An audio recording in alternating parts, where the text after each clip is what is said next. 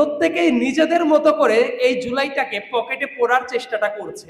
এই ব্যাপারটা অত্যন্ত হতাশাজনক।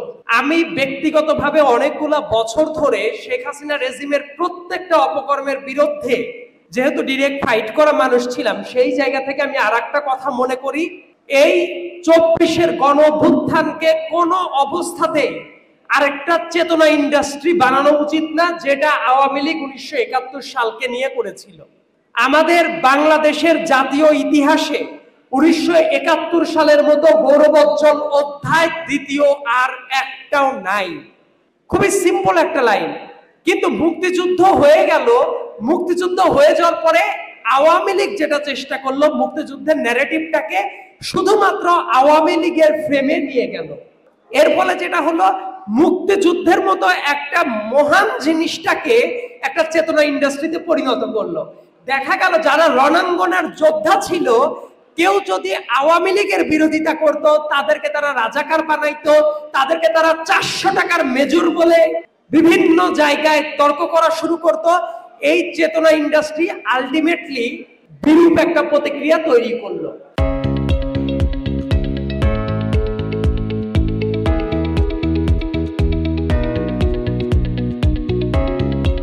আমি চাই না এই 2024 সালের গণ অভ্যুত্থানকে নিয়ে আরেকটা চেতনা ইন্ডাস্ট্রি গড়ে উঠুক।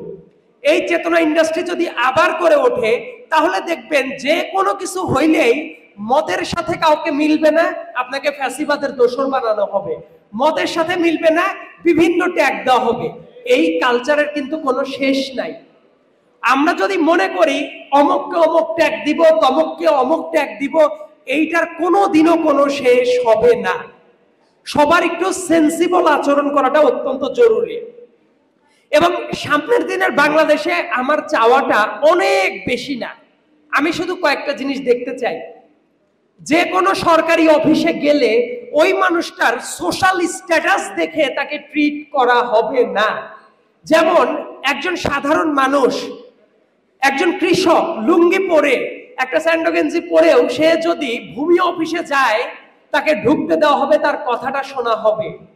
থানায় গেলে কারো কাছে ঘুষ দাবি করা হবে না, ভূমি অফিসে গেলে ঘুষ দাবি করা হবে না, উপজেলা অফিসে গেলে বা ডিস্ট্রিক্টের কোনো অফিসে গেলে সে তার পারফেক্ট সেবাটা পাবে, হাসপাতালে গেলে সে তার সেবাটা পাবে। এই চাওয়াটা কি আমাদের খুব বেশি কোনো চাওয়া?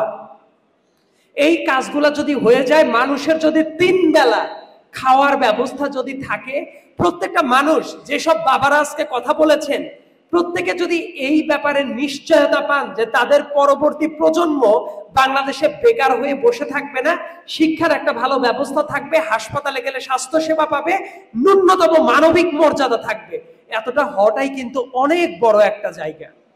কিন্তু দেখবেন আমরা আমাদের এই বেসিক জায়গাগুলো ভুলে গিয়ে এমন অনেক বাজে তর্কে প্রত্যেকেই ব্যস্ত হয়ে পড়েছি, যেটা মানুষের জীবনের থেকে অনেক দূরের।